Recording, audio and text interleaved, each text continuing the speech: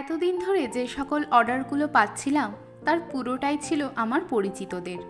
হয়তো তারা আমার আত্মীয় কিংবা বন্ধুবান্ধব, কিন্তু এই প্রথমবার আমাকে এমন একজন অর্ডার দিল যে আমাকে পার্সোনালি চেনে না, আমাকে সামনাসামনি দেখেও নি কখনো, দেখেছে শুধু আমার ইউটিউব চ্যানেলে। আর তাতেই সে আমাকে ভরসা করে চকলেটের অর্ডারও দিয়ে দিল। অনেকেই যেহেতু অর্ডার দিয়ে অর্ডার ক্যান্সেল করে দেয়, তাই কিছু টাকা অ্যাডভান্স দিই, বা চাইলে অর্ডার কনফার্ম করার জন্য কেউ কেউ পুরো পেমেন্টও করে দেয়।